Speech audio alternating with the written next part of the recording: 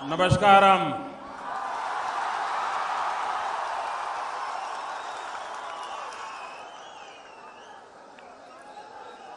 मंच पर विराजमान भारतीय जनता पार्टी के प्रदेश अध्यक्ष श्रीमान कुम्मनम राजशेखरन जी, एनडीए के प्रदेश संयोजक और इस चुनाव का नेतृत्व संभाल रहे मेरे मित्र श्रीमान वेलापल्ली नटेशन जी, हमारे सबके मार्गदर्शक श्रीमान ओ राजगोपालन, नेनमररा विधानसभा क्षेत्र से श्रीमान एन शिवराजन,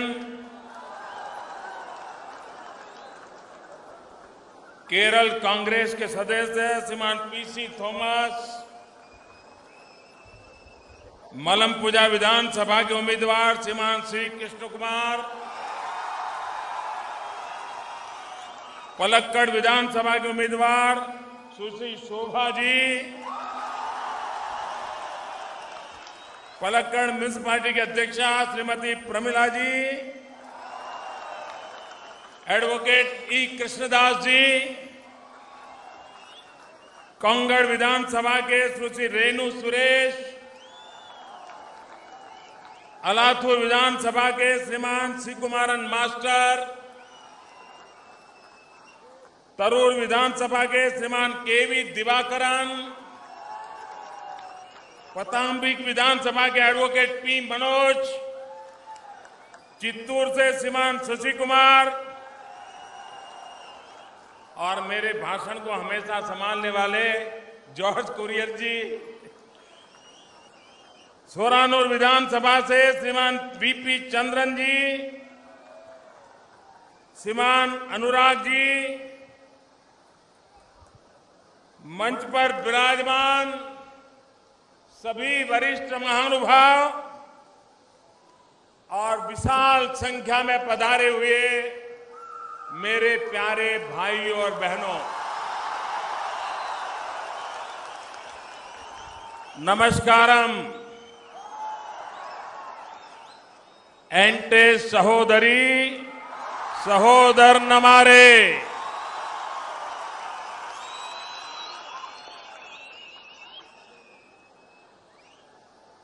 हम लोगों ने सोचा था कि ये पंडाल बनाया है, इतनी ही सभा होगी,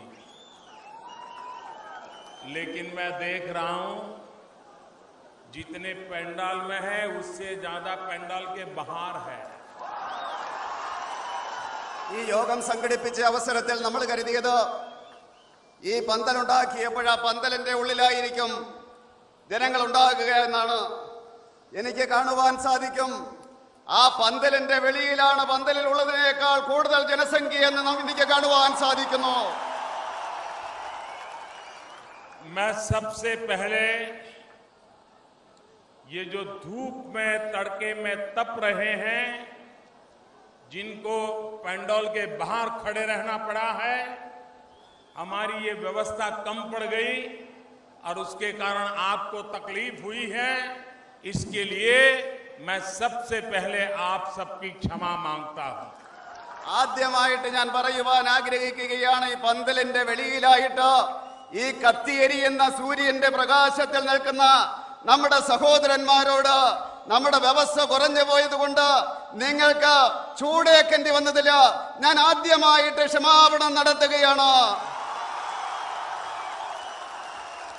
लेकिन आप जो इतने भयंकर ताप में तप रहे हो, ऐसी कड़ी गर्मी में मुझे आशीर्वाद देने आए हो, हमारे उम्मीदवारों को आशीर्वाद देने आए हो, मैं आपका बहुत बहुत आभारी हूं. തീർച്ചയായിട്ടും ഈ ഭയങ്കരമായിട്ടുള്ള ചൂടിലോ എങ്ങനെ ജനസാഗരമായിട്ട് എന്നെയും അതുപോലെ തന്നെ നമ്മുടെ സ്ഥാനാർത്ഥികളെയും ആശീർവദിക്കുവാൻ വന്നിരിക്കുന്ന നിങ്ങളെ ഞാൻ अभिवादन ചെയ്യുകയാണ്। लेकिन मैं आपको विश्वास दिलाता हूं ये जो आप तपस्या कर रहे हैं, आप तप रहे हैं, ये कठिनाई झेल रहे हैं, मैं आपकी इस तपस्या को कभी बेकार नहीं जाने दूंगा।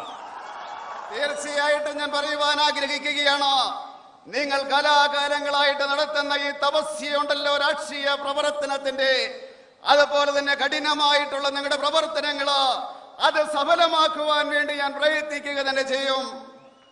आपने मुझे जो प्यार दिया है, इस प्यार को मैं ब्याज समेत लौटाऊंगा.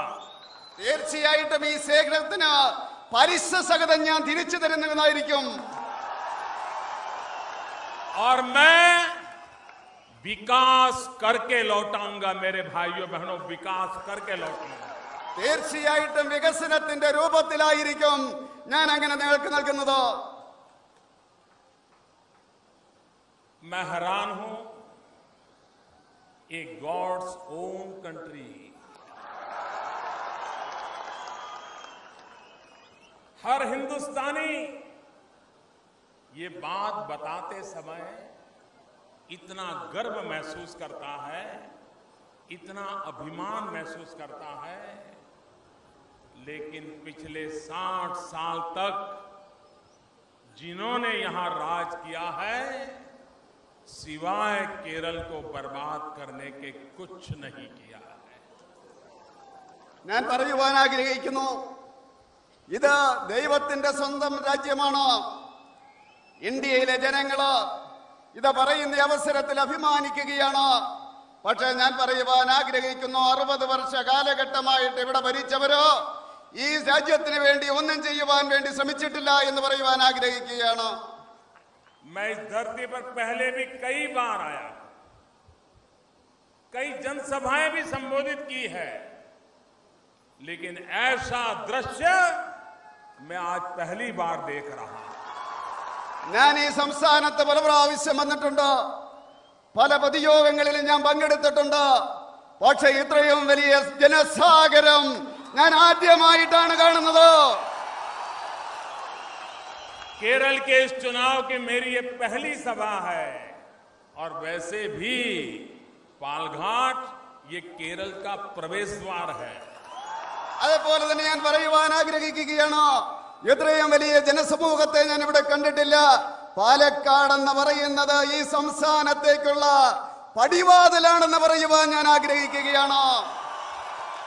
और अगर प्रवेश द्वार पर इतना जोश के साथ स्वागत होता है, तो इस बार केरल की विधानसभा में एक तीसरी शक्ति, निर्णायक शक्ति उभर करके आ रही है. ये मैं साफ देख रहा हूं भाई. കേരളത്തിന്റെ പടിവാതിലിൽ ഇത്രയും ആവേശകരമായിട്ടുള്ള സ്വീകരണമാണ് കിട്ടുന്നതെങ്കിൽ പറയുവാൻ ഞാൻ ആഗ്രഹിക്കുകയാണ്, ഈ കേരളത്തിന്റെ നിയമസഭയില് ഒരു മൂന്നാം ശക്തി ഉയർക്കൊള്ളുന്നു എന്നുള്ളതിന്റെ ലക്ഷണമാണ് എന്ന് പറയുവാൻ ഞാൻ ആഗ്രഹിക്കുകയാണ്. केरल के मेरे भाइयों बहनों, हिंदुस्तान में सबसे ज्यादा पढ़े लिखे लोग आप हैं.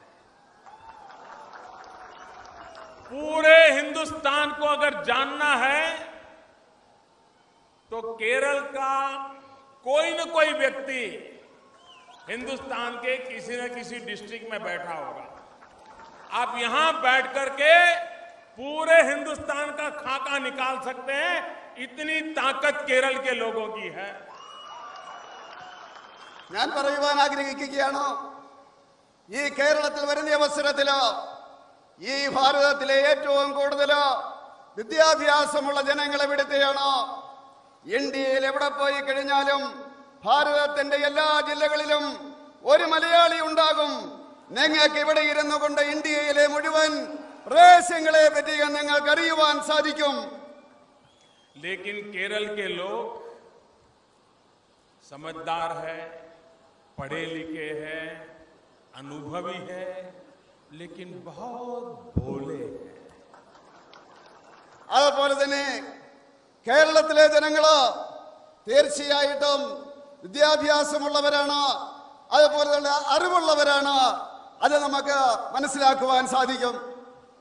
केरल के लोग समझ ही नहीं पाते हैं कि केरल को लूटने का, केरल को बर्बाद करने का कैसा परफेक्ट साइंटिफिक अरेंजमेंट हुआ है वो आप समझ ही नहीं पाते हो. അതുപോലെ കേരളത്തിലെ ജനങ്ങൾ മനസ്സിലാക്കുന്നില്ല. ഈ കേരളത്തിലെ ജനങ്ങളെ കൊള്ളയടിക്കുന്നതിന് വേണ്ടി, ഇവിടുത്തെ ജനങ്ങൾക്ക് ചീത്തപ്പേരുണ്ടാക്കുവാൻ വേണ്ടി എത്രമാത്രം ശാസ്ത്രീയമായിട്ടുള്ള കള്ളത്തരങ്ങളാണ് കാണിക്കുന്നതെന്ന് ഈ നാട്ടിലെ ജനങ്ങൾ മനസ്സിലാക്കുന്നില്ല. केरल में आपने देख लीजिए पुराना इतिहास. 5 साल कांग्रेस के नेतृत्व में सरकार आएगी, फिर 5 साल कम्युनिस्टों के नेतृत्व में सरकार आएगी, फिर 5 साल कांग्रेस के नेतृत्व में आएगी, फिर 5 साल कम्युनिस्टों के नेतृत्व में आएगी. दोनों एक दूसरे को तय करते हैं कि ये 5 साल तेरा, लूटना है लूट ले, अगले 5 साल मेरा, तुम कुछ बोलना ना मैं लूटूंगा. ये सौदेबाजी चल रही है. देखिए सौदेबाजी चल रही है. തീർച്ചയായിട്ടും കേരളത്തിന്റെ ചരിത്രം പരിശോധിച്ചു കഴിഞ്ഞാൽ നമുക്ക് മനസ്സിലാക്കുവാൻ സാധിക്കും. 5 വർഷ കാലഘട്ടം കോൺഗ്രസിന്റെ നേതൃത്വത്തിലുള്ള മന്ത്രിസഭ, അതിനുശേഷം 5 വർഷ കാലഘട്ടം കമ്മ്യൂണിസത്തിന്റെ നേതൃത്വത്തിലുള്ള മന്ത്രിസഭ, വീണ്ടും കോൺഗ്രസിന്റെ 5, വീണ്ടും കമ്മ്യൂണിസത്തിന്റെ 5. ഇവര് പരസ്പരം അങ്ങോട്ടും ഇങ്ങോട്ടും പറയുകയാണ്, സഹായിക്കുകയാണ്.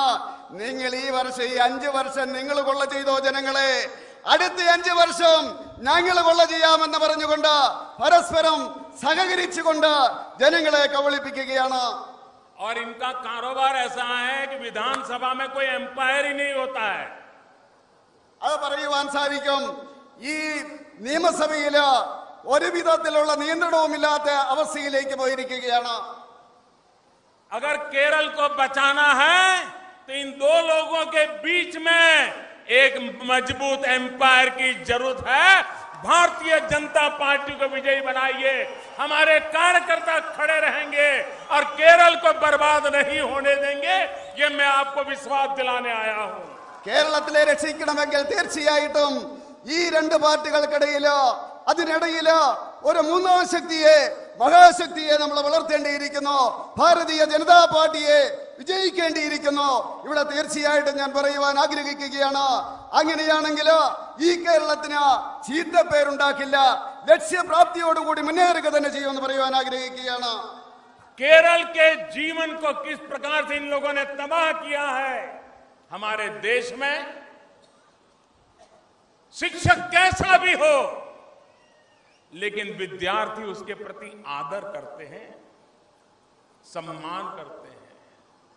लेकिन एक कम्युनिस्ट पार्टी के लोग देखिए कि एक प्रिंसिपल रिटायर्ड होता है, 29 साल तक उसने सेवा की है, और जब उसको रिटायर्ड होना है तो एक कब्र खोद करके उसको ऐसा अपमानित करने का प्रयास होता है.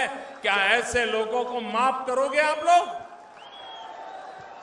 ഈ കേരളത്തിലെ ജനങ്ങളുടെ ജീവിതം എത്രമാത്രം അവര് അമർത്തിയിരിക്കുന്നു എന്ന് നോക്കുക. വിദ്യാഭ്യാസമുള്ളവരെ ആദരിക്കുന്നവരാണ് ഈ നാട്ടിലെ ജനങ്ങള്. ഒരു കോളേജിലെ പ്രിൻസിപ്പള് വർഷങ്ങളോളം അവര് സർവീസ് നടത്തിയതിനു ശേഷം റിട്ടയർ ചെയ്യുന്ന അവസരത്തില് ഈ കമ്മ്യൂണിസ്റ്റുകാരെന്താണ് ചെയ്തത്? അവർക്ക് വേണ്ടി കോളേജിന്റെ മുറ്റത്ത് അവർ ശവകുടീരം നിർമ്മിക്കുകയാണ് ഉണ്ടായത്. നിങ്ങൾ അവർക്ക് മാപ്പ് കൊടുക്കുമോ എന്ന് ചോദിക്കുവാൻ ഞാൻ ആഗ്രഹിക്കുകയാണ്. हिंसा की राजनीति ये कम्युनिस्टों की रगों में है. कई वर्षों से हमारे निर्दोष कार्यकर्ताओं को मौत के घाट उतार दिया गया, उनकी कत्ल की गई, इसलिए कि उनके साथ विचारों से वो सहमत नहीं थे. और इस देश के मीडिया के लोगों को भी इन्होंने ऐसे डरा के रखा है, ऐसे डरा के रखा है. वे भी इनकी हिंसा से इतने डरते हैं कि वे भी ऐसी हिंसा के खिलाफ आवाज उठाने की ताकत नहीं रखते हैं. അതുപോലെ തന്നെ ഇവർ അക്രമത്തിന്റെ ഭാഷയാണ് ഇവിടെ കാണിക്കുന്നത്. ഈ കമ്മ്യൂണിസ്റ്റുകാര് നമ്മുടെ അനേകം പ്രവർത്തകരെ, നിർദോഷകരായിട്ടുള്ള പ്രവർത്തകരെ അവര് കൊന്നൊടുക്കുകയാണ്. ആശയപരമായിട്ട് ഏറ്റുമുട്ടുവാൻ സാധിക്കാത്തതിന്റെ അടിസ്ഥാനത്തില് അവര് ഇവിടുത്തെ പ്രവർത്തകരെ, നമ്മുടെ പ്രവർത്തകരെ കൊന്നൊടുക്കുന്നതായിട്ടുള്ള ദയനീയമായിട്ടുള്ള ഒരു അവസ്ഥയാണ് നമുക്ക് കാണുവാൻ സാധിക്കുന്നത്. आज लोगों को लग रहा है कि दिल्ली में एक ऐसी सरकार बैठी है जो हिंदुस्तान के किसी भी कोने में हर सुख दुख की साथी है। अगर समस्या केरल में है तो पीड़ा दिल्ली को होती है। अगर लोग यहां मुसीबत में हैं तो दिल्ली सो नहीं पाता है। ऐसी सरकार, एक संवेदनशील सरकार आज दिल्ली में बैठी है। അതുപോലെ ഞാൻ നിങ്ങളോട് പറയുവാൻ ആഗ്രഹിക്കുന്നു, ഇന്ന് ഡൽഹിയിൽ ഇരിക്കുന്ന സർക്കാർ എന്ന് പറയുന്നത് തീർച്ചയായിട്ടും ജനങ്ങൾക്ക് വേണ്ടിയുള്ള സർക്കാരാണ്, നന്മയുടെ സർക്കാരാണ്. ഈ നാട്ടിലെ ജനങ്ങൾക്ക് എന്തെങ്കിലും ബുദ്ധിമുട്ടുണ്ടായി കഴിഞ്ഞാൽ ആ സർക്കാരിന് ഉറങ്ങുവാൻ സാധിക്കില്ല. ജനങ്ങൾക്ക് വേണ്ടിയുള്ള സർക്കാരാണ്, ജനങ്ങൾക്ക് വേണ്ടിയുള്ള സർക്കാരാണെന്ന് പറയുവാൻ ഞാൻ ആഗ്രഹിക്കുകയാണ്. पिछले वर्ष केरल की मेरी बेटियां गल्फ कंट्रीज में नर्सिंग के रूप में सेवा करने गई थी। वो बेटियां मुसलमान भी थी, वे बेटियां हिंदू भी थी, वो बेटियां ईसाई भी थी, लेकिन उन बेटियों को आतंकवादी उठा करके ले गए। आप कल्पना कर सकते हैं, जवान बेटियों को आतंकवादी उठा के ले जाए तो दिल्ली की सरकार का हाल क्या हुआ होगा। हम सो नहीं पाए थे जब तक इन बेटियों को सही सलामत उनके घर न पहुंचा दे। हमारी बहन सुषमा स्वराज रात रात दुनिया को जगाती रही इन बेटियों को जिंदा लाने के लिए, सुरक्षित लाने के लिए। और मैं केरल की धरती पर सर झुका करके कहना चाहता हूं, आप सबको नमन करके कहना चाहता हूं कि उन बच्चियों को हम बचा पाए थे। അതുപോലെ തന്നെ ഞാൻ പറയുവാൻ ആഗ്രഹിക്കുകയാണ്, കഴിഞ്ഞ വർഷം നമ്മുടെ ഇവിടുത്തെ യുവതികള് ഗൾഫ് രാജ്യങ്ങളിൽ നഴ്സിംഗ് ജോലിക്ക് വേണ്ടി പോയവര്, ആ ചെറുപ്പക്കാര് അവരില് വ്യത്യസ്തമായിട്ടുള്ള മതങ്ങളിലുള്ളവരുണ്ട്, ഹിന്ദുക്കളുണ്ട്, ക്രിസ്ത്യാനികളുണ്ട്. നിങ്ങളൊന്ന് ചിന്തിച്ചു നോക്കൂ, യുവതികളെ ഭീകരന്മാര് തട്ടിക്കൊണ്ട് പോയാലത്തെ അവസ്ഥ, നമ്മുടെ മനസ്സിന്റെ ദുഃഖം നിങ്ങളൊന്ന് ഓർക്കൂ. ഡൽഹിയിലെ സർക്കാർ ഒരു ദിവസം പോലും ഉറങ്ങിയിട്ടില്ല. എന്റെ സഹോദരി സുഷമാ സ്വരാജ് ഈ ലോകത്തിലുള്ള ഭരണാധികാരികളെ ഉണർത്തുകയായിരുന്നു. നമ്മുടെ പ്രിയപ്പെട്ട സഹോദരിമാരെ തിരിച്ചു കൊണ്ടുവരുന്നതിന് വേണ്ടി ഒരു പോറല് പോലും എത്താതെ, അവർക്ക് ഏൽക്കാതെ അവരെ തിരിച്ചു കൊണ്ടുവരുവാൻ സാധിച്ചു എന്ന് ശിരസ് നമസ്കരിച്ചുകൊണ്ട് ഈ കേരളത്തിന്റെ മണ്ണിൽ നിന്നുകൊണ്ട് ഞാൻ പറയുവാൻ ആഗ്രഹിക്കുകയാണ്. और एक दूसरी सरकार देख लो केरल में, पिछले सप्ताह एक दलित बहन पर बलात्कार हुआ, जुल्म ढाया गया, उसे मौत के घाट उतार दिया गया, लेकिन सरकार कहीं नजर नहीं आती है। പക്ഷേ ഇവിടെ ഒരു സർക്കാരുണ്ട്.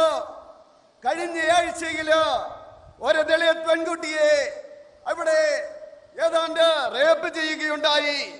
ആ അവസരത്തില് ആ സ്ത്രീയെ, ആ സഹോദരിയെ അവര് ബലാത്സംഗം ചെയ്ത് ക്രൂരമായിട്ട് കൊന്നു.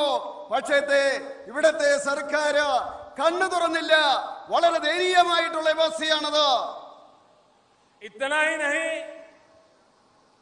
जब यमन के अंदर बमबारी चल रही थी, मेरे केरल के अधिकतम परिवार यमन में फंसे हुए थे। ये दिल्ली की सरकार है जिसने कूटनीतिक ताकत का उपयोग किया, दुनिया के देशों की मदद मांगी।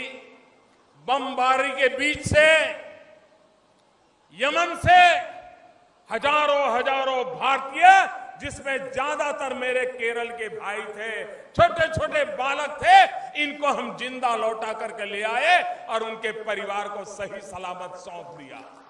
യമനിലോ അതുപോലെ തന്നെ ഈ രീതിയിലുള്ള ഭീകരവാദികളുടെ ആക്രമണമുണ്ടായി, ബോംബ് സ്ഫോടനമുണ്ടായി.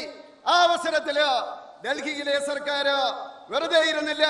നമ്മുടെ സർക്കാർ ലോകം മുഴുവനുള്ള ഭരണാധികാരികളുടെ ആ സഹായം നേടിക്കൊണ്ട് തീർച്ചയായിട്ടും അവരെ മുഴുവൻ ഇവിടെ എത്തിക്കുന്നതിനുള്ള നടപടികൾ സ്വീകരിക്കുകയുണ്ടായി. भाइयों बहनों, अभी मैं गल्फ कंट्रीज में गया था तो बड़े सरकारी कार्यक्रमों की रचना हुई थी, लेकिन मैंने कहा कि सरकार के तो कार्यक्रम चलते रहेंगे। मैं अबू धाबी गया, मैं दुबई गया, मैं सऊदी गया। मैंने कहा मैं तो यहाँ मेरे भारतीय भाई बहन जो पसीना बहाते हैं उनके बीच जाना चाहता हूँ। मेरे लिए कुछ कार्यक्रम की रचना कीजिए। ഞാൻ ഗൾഫിൽ പോകുകയുണ്ടായി. അവിടെ സർക്കാർ കാര്യങ്ങൾക്കായിട്ട് പോയ അവസരത്തിൽ ഞാൻ പറയുകയുണ്ടായി. ആ അബുദാബിയിലും അതുപോലെ തന്നെ ദുബായിലും പോയ അവസരത്തിൽ ഞാൻ പറയുകയുണ്ടായി. ഇവിടെ വന്ന അവസരത്തിൽ ഇവിടെ വിയർപ്പൊഴുക്കിക്കൊണ്ട് കഷ്ടപ്പെടുന്ന ഇവിടുത്തെ സഹോദരി സഹോദരന്മാരെ കാണുവാൻ വേണ്ടി ഞാൻ ആഗ്രഹിക്കുന്നു എന്ന് പറയുകയുണ്ടായി. और मैं उनके लेबर कैंप में गया, हर हिंदुस्तानी को मिला, ज्यादातर मेरे केरल के भाई थे, गले लग करके मिला। उनके लिए आश्चर्य था कि उनका देश का प्रधानमंत्री उस देश में मजदूरी करने वाले मेरे केरल के नौजवान को गले लगाने आया है। ये भाव उनके मन में आया। അതുപോലെ തന്നെ ഞാൻ ലേബർ ക്യാമ്പുകളിൽ പോകുകയുണ്ടായി. അവിടെ ഇന്ത്യക്കാരെ കണ്ട അവസരത്തിൽ ബഹുഭൂരിപക്ഷവും കേരളീയരായിരുന്നു. അവരെ സംബന്ധിച്ചിടത്തോളം ആശ്ചര്യമായിരുന്നു. ഭാരതത്തിന്റെ പ്രധാനമന്ത്രി അവിടെ പണിയെടുക്കുന്ന സാധാരണക്കാരായിട്ടുള്ള അവിടുത്തെ പ്രവർത്തകരെ കാണുവാൻ വേണ്ടി വന്നു എന്നുള്ളതിൽ അവർക്ക് അത്ഭുതമായിരുന്നു, സന്തോഷമായിരുന്നു. इतना ही नहीं, फादर प्रेम एक नौजवान अफगानिस्तान में सामाजिक सेवा कर रहा था। यही हमारे दक्षिण भारत का नौजवान अपना जीवन प्रभु यीशु की सेवा में लगा दिया था। लेकिन अफगानिस्तान में तालिबान उनको उठा के ले गए। 9 महीने तक, आपको हैरानी होगी मेरे भाइयों बहनों, 9 महीने तक ये दिल्ली की सरकार चैन से बैठी नहीं। भांति भांति लोगों की मदद ली, हर किसी से ढूंढने की कोशिश की कि मेरा फादर प्रेम जिंदा है कि नहीं है तो कहां है, और जिंदा है तो कैसे बचाया जाए। और आज मैं सर झुका के कहना चाहता हूं कि मेरा देश फादर प्रेम को जिंदा बचा पाया और फादर प्रेम को तालिबानियों के बीच से जिंदा लेके आके गया। അത് ഇത്രമാത്രമല്ല, അഫ്ഗാനിസ്ഥാനിലെ ഫാദർ പ്രേം അദ്ദേഹം അവിടെ പ്രേക്ഷിത പ്രവർത്തനം നടത്തുകയായിരുന്നു. അവർ ഭീകരവാദികളോ അദ്ദേഹത്തെ തട്ടിക്കൊണ്ടുപോകുകയുണ്ടായി. 9 മാസ കാലഘട്ടം അദ്ദേഹത്തെ തടഞ്ഞു വെക്കുകയുണ്ടായി. ഡൽഹിയിലെ സർക്കാരിന് ഉറങ്ങുവാൻ കഴിഞ്ഞില്ല, സ്വസ്ഥമായിട്ട് ഇരിക്കുവാൻ കഴിഞ്ഞില്ല. ആ അവസരത്തിൽ അദ്ദേഹത്തെ മോചിപ്പിക്കുവാൻ വേണ്ടി ശ്രമിക്കുകയായിരുന്നു. എനിക്ക് അഭിമാനത്തോടു കൂടി പറയുവാൻ സാധിക്കും, ആ ഫാദർ പ്രേമിനെ മോചിപ്പിച്ചുകൊണ്ട്, താലിബാന്റെ കസ്റ്റഡിയിൽ നിന്ന് മോചിപ്പിച്ചുകൊണ്ട് അദ്ദേഹത്തെ എത്തിക്കുവാൻ സാധിച്ചു, അദ്ദേഹത്തിന്റെ കുടുംബത്തിൽ എത്തിക്കുവാൻ സാധിച്ചു എന്നുള്ളതിൽ അഭിമാനമുണ്ട്. अभी कुछ समय पहले एक मंदिर में नवरात्रि के समय फटाके फोड़ने के कारण 100 से ज्यादा लोग मारे गए। 3 घंटे के भीतर दिल्ली सरकार दौड़ करके वहां पहुंच गई और अब अकेला नेता फोटो निकलवाने के लिए नहीं पहुंचा था, पूरी की पूरी डॉक्टरों की टीम लेकर के गया। क्योंकि जब 1 केसेस होते हैं तो एक्सपर्ट डॉक्टरों की जरूरत पड़ती है। दिल्ली से देश के टॉप मोस्ट डॉक्टरों को लेकर के हम पहुंचे, क्योंकि केरल का मेरा भाई, उसकी जिंदगी बचाने में अगर हिंदुस्तान काम आता है तो ताकत लगा देनी चाहिए। അതുപോലെ തന്നെ ഞാൻ പറയുവാൻ ആഗ്രഹിക്കുകയാണ്, ഈ കേരളത്തില് നവരാത്രിയുടെ അവസരത്തിലുണ്ടായ ആ വെടിക്കെട്ട് അപകടത്തില് ഏതാണ്ട് 100ഓളം ആൾക്കാർ മരിക്കുകയുണ്ടായി. 3 മണിക്കൂറിനുള്ളിൽ അവിടെ എത്തിച്ചേരുവാൻ സാധിച്ചു. ഞാൻ മാത്രമല്ല എത്തിയത്, ഡോക്ടർമാരുടെ ഒരു പടയുമായിട്ടാണ് എത്തിയത്. ഇവിടുത്തെ ജനങ്ങൾക്ക് വേണ്ടി ആ ഡോക്ടർമാരെയും കൊണ്ടുവന്നുകൊണ്ട് ജനങ്ങൾക്ക് സേവ ചെയ്യുന്നതിന് വേണ്ടിയാണ് എത്തിച്ചതെന്ന് പറയാൻ ഞാൻ ആഗ്രഹിക്കുകയാണ്. केरल में हमारा एक भी एमएलए नहीं है। सालों से हमारे राजगोपाल जी जैसे वरिष्ठ कार्यकर्ताओं ने अपने जीवन खपा दिए हैं, लेकिन हम केरल के लिए कुछ भी करने को तैयार है। और इसलिए अभी संसद में मुझे 2 लोगों को नियुक्त करने का अवसर मिला। तो एक, मैंने मेरे केरल का साथी रिचर्ड हे को पसंद किया और दूसरा श्रीमान सुरेश गोपी को पसंद किया। यह मेरा केरल के प्रति प्रेम है। അതുപോലെ തന്നെ ഈ കേരളത്തെ സംബന്ധിച്ചിടത്തോളം കേരളത്തിന് വേണ്ടി എന്തും ചെയ്യുവാൻ കേന്ദ്ര സർക്കാർ തയ്യാറാണ്. നമ്മുടെ പ്രിയങ്കരനായിട്ടുള്ള രാജഗോപാലിനെ പോലെയുള്ളവര് ഈ സംസ്ഥാനത്തിന് വേണ്ടി പ്രവർത്തിക്കുവാൻ തയ്യാറായിട്ട് നിൽക്കുന്നവരാണ്. അനേകം നേതാക്കന്മാരുണ്ട്. അതുകൊണ്ട് കേന്ദ്ര സർക്കാർ കേരളത്തെ തീർച്ചയായിട്ടും ശക്തമായിട്ട് പരിഗണിക്കുന്നുണ്ട്. പാർലമെന്റില് 2 എംപിമാരെ നോമിനേറ്റ് ചെയ്യുവാൻ അവസരം കിട്ടിയപ്പോഴ് ഒന്ന് ഞാൻ നോമിനേറ്റ് ചെയ്തത് റിച്ചാർഡ് ഹേയാണ്, മറ്റൊരു എം പി ആയിട്ട് നോമിനേറ്റ് ചെയ്തത് സുരേഷ് ഗോപിയാണെന്ന് പറയുവാൻ ഞാൻ ആഗ്രഹിക്കുകയാണ്. मेरे प्यारे भाइयों बहनों, ये पालघाट का इलाका ये तो धान का कटोरा माना जाता था. पूरे केरल का पेट भरने का काम इस एक इलाके से हमारे किसान करते थे. लेकिन आज यहाँ की कृषि बर्बाद हो गई, यहाँ की खेती बर्बाद हो गई और यहाँ की सरकार को यहाँ के किसानों की चिंता तक नहीं है. ഈ പാലക്കാട് എന്ന് പറയുന്നത് കേരളത്തിന്റെ നല്ലറിയാണെന്ന് എല്ലാവർക്കും അറിയാം. ഈ കേരളത്തിലെ ജനങ്ങൾക്ക് മുഴുവൻ ഭക്ഷണം നൽകുന്നത് പാലക്കാടാണ്. പക്ഷേ ഈ ഇവിടുത്തെ പാലക്കാടിലെ കൃഷി നശിച്ചിരിക്കുകയാണ്. ഇവിടുത്തെ സർക്കാർ ഈ കർഷകർക്ക് വേണ്ടി എന്തെങ്കിലും ചെയ്യുവാൻ തയ്യാറാകുന്നില്ല എന്ന് പറയുവാൻ ഞാൻ ആഗ്രഹിക്കുകയാണ്. और ये कम्युनिस्ट, ये साम्यवादी, ये तो आधुनिक खेती का भी विरोध करते थे, ट्रैक्टर का भी विरोध करते थे और उसके कारण केरल का किसान पिछड़ गया, आधुनिक नहीं हो पाया. ये बर्बादी इन दोनों सरकारों ने लाई है. അതുപോലെ തന്നെ കോൺഗ്രസുകാരും കമ്മ്യൂണിസ്റ്റുകാരും ആധുനികവൽക്കരണത്തിന് വേണ്ടി തയ്യാറായില്ല. അതുകൊണ്ട് ഈ കേരളത്തില് കൃഷി നശിക്കുകയാണ് ഉണ്ടായെന്ന് പറയാൻ ഞാൻ ആഗ്രഹിക്കുകയാണ്. केरल के नौजवान को अपने बूढ़े माँ बाप छोड़ करके हिंदुस्तान के अलग अलग कोने में नौकरी के लिए जाना पड़ता है. गल्फ की कंट्रीज में जाकर के रोजगार कमाना पड़ता है. चेक भेज करके, मनी ऑर्डर भेज करके अपने माँ बाप का गुजारा चलाना पड़ता है. क्या केरल में ऐसे उद्योग नहीं लग सकते? क्या केरल का विकास नहीं हो सकता? यहां इतनी रबर की पैदावार होती है. अगर रबर से उपयोगी हो रही है, अगर उद्योग लग जाते, यहां के किसान का रबर उसमें काम आ जाता, यहां के नौजवानों को रोजगार मिल जाता. लेकिन इन सरकारों को ऐसा करने की फुर्सत नहीं थी. അതുപോലെ തന്നെ കേരളത്തിലെ ചെറുപ്പക്കാർക്ക് അവര് കുടുംബത്തെ വിട്ടിട്ട്, മാതാപിതാക്കളെ വിട്ടിട്ട് ഇന്ത്യയുടെ മറ്റ് സംസ്ഥാനങ്ങളിലേക്ക് പോകേണ്ട അവസ്ഥ വരുന്നു. ഗൾഫ് രാജ്യങ്ങളിലേക്ക് പോകേണ്ട അവസ്ഥ വരുന്നു. മണി ഓർഡറിന്റെ അടിസ്ഥാനത്തില് ഇവിടെ സഹോദരങ്ങൾ അതുപോലെ തന്നെ മാതാപിതാക്കന്മാര് ജീവിക്കേണ്ട അവസ്ഥ വരുന്നു. എന്തുകൊണ്ട് ഇവിടുത്തെ കൃഷിയുടെ അടിസ്ഥാനത്തില് ഇവിടെ വ്യവസായങ്ങൾ തുടങ്ങുവാൻ സാധിക്കുന്നില്ല? റബ്ബറിന്റെ അടിസ്ഥാനത്തില് വ്യവസായങ്ങൾ തുടങ്ങുവാൻ ഇവർക്ക് സാധിക്കുന്നില്ല. ഇവിടുത്തെ ചെറുപ്പക്കാർക്ക് തൊഴിൽ കൊടുക്കുവാൻ സാധിക്കുന്നില്ല എന്നുള്ള കാര്യം ഞാൻ ഇവരോട് ചോദിക്കുവാൻ ആഗ്രഹിക്കുകയാണ്. केरल में टूरिज्म बढ़ावा देना है, इतनी संभावनाएं पड़ी है. मैंने अभी बनारस में, जहां का मैं एमपी हूं, मैंने वहां डीजल से चलने वाली बोटों की जगह पर बैटरी से चलने वाली बोटों का प्रयोग शुरू किया. 11 मछुआरों को बोट दी. वो इतने खुश थे कि आवाज नहीं आ रही है. रोज का 500 रुपया जो डीजल का खर्चा होता था वो बच गया और सोलर एनर्जी से वे अपनी बैटरी चार्ज करते हैं और दिन भर टूरिस्टों को लेकर के गंगा में वो घूमते रहते हैं. पर डे उनकी इनकम में 500 रुपया बढ़ गया. ഈ കേരളത്തെ സംബന്ധിച്ചിടത്തോളം വളരെയധികം സാധ്യതയുള്ള ഒരു സംസ്ഥാനമാണ്. ഞാൻ ബനാറസിൽ പോയിട്ടുണ്ടായി. ഞാൻ അവിടുത്തെ എംപി ആണ്.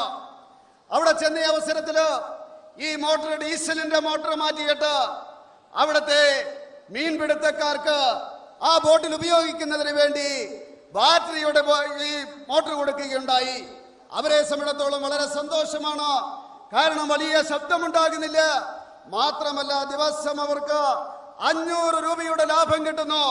ആ രീതിയിൽ മാറ്റമുണ്ടായി കഴിഞ്ഞപ്പോൾ അവർക്ക് ദിവസം മുഴുവൻ ആ ബോട്ട് കൊണ്ട് നടക്കുവാനും സാധിക്കുന്നു. 500 രൂപ ലാഭവും കിട്ടുന്നു. लेकिन मुझे लगा कि जो काम बनारस में हो सकता है वो केरल में भी हो सकता है. यहाँ के भी मेरे मछुआरों को बैटरी वाली बोट मिल सकती है, सोलर एनर्जी से बैटरी चार्ज की जा सकती है. लेकिन मैं बोलते समय डर रहा था मैं सोच रहा था कि अगर मैं केरल में जाकर के सोलार के लिए बोलूंगा, सोलार पावर के लिए बोलूंगा, तो यहां तो बड़ा बम फूट जाएगा, बड़ा धमाका हो जाएगा। എനിക്ക് തോന്നുന്നു ബനാറസില് അങ്ങനെ കൊടുത്ത ബാറ്ററിയുടെ അടിസ്ഥാനത്തില് മോട്ടോർ പ്രവർത്തിപ്പിക്കുന്ന രീതി ഇവിടുത്തെ മീൻപിടുത്തക്കാർക്കും നടത്തുവാൻ സാധിക്കും. സോളാർ എനർജിയുടെ അടിസ്ഥാനത്തില് അത് ചാർജ് ചെയ്യുവാൻ സാധിക്കും. അത് ഈ കേരളത്തിൽ ചെയ്യുവാൻ സാധിക്കും. പക്ഷെ ഇവിടെ വരുന്ന സോളാറിനെ പറ്റി പറയുവാൻ എനിക്ക് പേടിയാണ്. സോളാർ എന്ന് പറഞ്ഞു കഴിഞ്ഞാല് ഇവിടെ ബോംബ് പൊട്ടുന്ന അവസ്ഥയാണുള്ളത്. നിങ്ങൾക്കറിയാവുന്നതുപോലെ സോളാർ എന്ന് പറഞ്ഞു കഴിഞ്ഞാൽ ജനങ്ങൾ എന്താണ് ധരിക്കുന്നത് നിങ്ങൾക്കറിയാം. सरकार में फर्क कैसा होता है? बनारस में सोलार वाली बैटरी नाविक की जिंदगी चलाती है, लेकिन केरल में सोलार सरकार को जला देती है. സർക്കാരും തമ്മിലുള്ള വ്യത്യാസമാണ് നിങ്ങൾക്ക് കാണുവാൻ സാധിക്കുന്നത്. ബനാറസില് ആ സോളാറിന്റെ ബാറ്ററി കൊണ്ട് മീൻപിടുത്തക്കാർക്ക് ബോട്ട് പ്രവർത്തിക്കുവാൻ സാധിക്കുമെങ്കിൽ കേരളത്തില് സോളാർ കൊണ്ട് സർക്കാരിന്റെ അവിടുത്തെ മന്ത്രിമാരുടെ കീശ വീർപ്പിക്കുന്ന അവസ്ഥയാണ് ഉണ്ടാകുന്നത്. भाइयों बहनों, भारत ने, हमारे वैज्ञानिकों ने 7 सैटेलाइट छोड़े हैं. उन 7 सैटेलाइट के द्वारा अब हमारे मोबाइल फोन पर हम भारत की जीपीएस सिस्टम से काम कर सकते हैं. ये जीपीएस सिस्टम से कौन सी जगह कहां है, रास्ता कहां है, कैसे जाना, इसका पूरा गाइडलाइन उससे मिलता है. अब तक हम अमेरिका की जीपीएस सिस्टम का उपयोग करते थे, किसी और के दिखाए रास्ते पर चलना पड़ता था. हमने तय किया अब हिंदुस्तान किसी और के दिखाए रास्ते पर नहीं चलेगा. हिंदुस्तान खुद अपना रास्ता तय करेगा, हिंदुस्तान खुद अपने रास्ते तय करके चलेगा. मंजिल हम तय करेंगे. और इसलिए ये जो नया सैटेलाइट 7 लगे हैं, भारत की जो जीपीएस सिस्टम आई है, उसका मैंने नाम रखा है नाविक. नाविक नाम रखा है. और लोग मुझे पूछ रहे थे कि विदेश के लोगों को नाविक समझ नहीं आएगा. मैंने कहा अगर उनको नाविक समझ नहीं आएगा तो मैं कहूंगा अरे केरल जाके मेरे मछुआरों को मिल लो, नाविक क्या होता है पता चल जाएगा. അതുപോലെ തന്നെ ഇന്ത്യയെ സംബന്ധിച്ചിടത്തോളം GPS സിസ്റ്റം ഉണ്ടാക്കുന്നതിന് വേണ്ടിയുള്ള പുതിയ ഉപഗ്രഹം നമ്മൾ വിക്ഷേപിച്ചിരിക്കുകയാണ്. ഇത്രയും കാലഘട്ടമായിട്ട് നമ്മുടെ അമേരിക്കയുടെ GPS സിസ്റ്റത്തെയാണ് ആശ്രയിച്ചിരുന്നത്. വേറൊരു രാജ്യത്തിന്റെ GPS ശാസ്ത്ര സാങ്കേതിക വിദ്യയാണ് നമ്മൾ ഉപയോഗിച്ചിരുന്നത്. പക്ഷേ നമ്മൾ തീരുമാനിച്ചു നമ്മൾ ആരെയും ആശ്രയിക്കേണ്ട കാര്യമില്ല. നമ്മുടേതായിട്ടുള്ള സാങ്കേതിക വിദ്യ ഉണ്ടാക്കും, നമ്മൾ തന്നെ നമ്മളുടെ അജണ്ട ഉണ്ടാക്കും. അതിന്റെ അടിസ്ഥാനത്തില് ശാസ്ത്ര പുരോഗതി നേടും. അതുകൊണ്ട് ആ ശാസ്ത്ര സാങ്കേതിക വിദ്യയ്ക്ക് ഞാൻ നാവിക് എന്നാണ് പേരിട്ടത്. ഇവിടെ ചില ആൾക്കാർ പറയുകയുണ്ടായി നാവിക് എന്ന് പറഞ്ഞു കഴിഞ്ഞാല് അത് വിദേശത്തുള്ളവർക്ക് മനസ്സിലാവില്ല എന്ന് പറയുകയുണ്ടായി. പക്ഷേ ഞാൻ അവരോട് പറഞ്ഞു നിങ്ങൾ കേരളത്തിൽ പോകൂ, അവിടുത്തെ മീൻപിടുത്തക്കാരോട് ചോദിക്കൂ, നാവിക് എന്താണെന്ന് അവരോട് ചോദിക്കൂ, അവരത് പറഞ്ഞു തരുമെന്ന് ഞാൻ പറയുകയുണ്ടായി. भाइयों बहनों,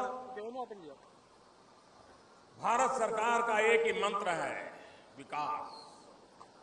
हमारी सभी समस्याओं का समाधान एक ही है विकास. भारतीय जनता पार्टी, एनडीए, नटेशन राजगोपाल जी, शोभा जी, ऐसे हमारे प्रखर कार्यकर्ता केरल को विकास की नई ऊंचाइयों पर ले जाना चाहते हैं. यहां के नौजवान को रोजगार मिले, यहां किसान को अपना विकास हो, यहां के गरीबों को गरीबी से लड़ने की ताकत मिले. इसके लिए अनेकविध योजनाओं लेकर के हम आगे बढ़ना चाहते हैं. मैं आपसे आशीर्वाद मांगने आया हूं. आप केरल में भारतीय जनता पार्टी को विजयी बनाइए.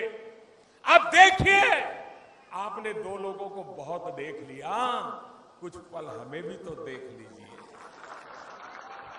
ഈ ഭാരതത്തില് ഭാരതീയ ജനതാ പാർട്ടിയെ സംബന്ധിച്ചിടത്തോളം സർക്കാരിനെ സംബന്ധിച്ചിടത്തോളം ഒറ്റ ലക്ഷ്യമേ ഉള്ളൂ, അതുപോലെ തന്നെ ഒറ്റ പന്താവേ ഉള്ളൂ. അത് വികസനത്തിൻ്റെതാണ്. വികസനത്തിന്റെ പാതയിലൂടെ മുന്നേറുവാൻ വേണ്ടിയാണ് ബിജെപിയും അതുപോലെ തന്നെ NDAയും നടേശൻജിയും രാജഗോപാൽജിയും ശോഭാജിയും ഒക്കെ നമ്മുടെ ലക്ഷ്യത്തിലേക്ക് നമ്മളെ നയിച്ചു കൊണ്ടിരിക്കുകയാണ്. ഞാൻ പറയുവാൻ ആഗ്രഹിക്കുകയാണ്, ഈ കേരളത്തില് NDA അധികാരത്തിൽ വരികയാണെങ്കിൽ ഇവിടുത്തെ ചെറുപ്പക്കാരുടെ തൊഴിലില്ലായ്മ പരിഹരിക്കും, കൃഷിക്കാരുടെ പ്രശ്നം പരിഹരിക്കും, അതുപോലെ തന്നെ ദാരിദ്ര്യമില്ലായ്മ ചെയ്യും. ഞാൻ നിങ്ങളുടെ ആശീർവാദത്തിന് വേണ്ടി വന്നിരിക്കുകയാണ്.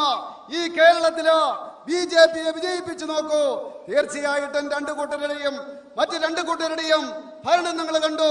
ഇനി പരീക്ഷിച്ചു നോക്കൂ, ബിജെപിയെ NDA പരീക്ഷിച്ചു നോക്കൂ, എങ്ങനെയാണ് എന്ന് മനസ്സിലാക്കൂ എന്ന് ഞാൻ അഭ്യർത്ഥിക്കുകയാണ്. केरल का भाग्य बदलने के लिए, केरल की युवा पीढ़ी का भविष्य सुरक्षित करने के लिए, केरल की माताओं बहनों के सम्मान के लिए विकास एक ही रास्ता है।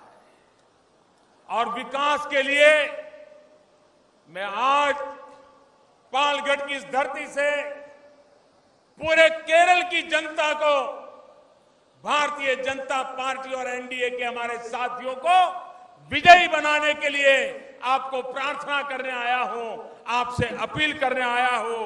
और आखिर में मैं यही कहना चाहूंगा, नाम उन्नावणम नाडु नन्नावणम। തീർച്ചയായിട്ടും ഈ കേരളത്തിന്റെ ഭാവി നന്നാകണമെങ്കിൽ ഞാൻ പറയുവാൻ ആഗ്രഹിക്കുകയാണ്, ഇവിടെ NDA അധികാരത്തിൽ വരേണ്ടിയിരിക്കുന്നു.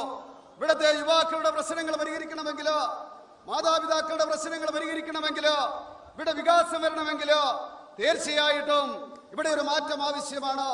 ഈ പാലക്കാടിന്റെ ഭൂമിയിൽ നിന്നുകൊണ്ട് ഞാൻ കേരളത്തിലെ ജനങ്ങളോട് അഭ്യർത്ഥിക്കുകയാണ്, ഈ കേരളത്തില് വികസനത്തിന് വേണ്ടി NDA അധികാരത്തിലേറ്റണമെന്ന് ഞാൻ അഭ്യർത്ഥിക്കുകയാണ്. आपका बहुत बहुत धन्यवाद।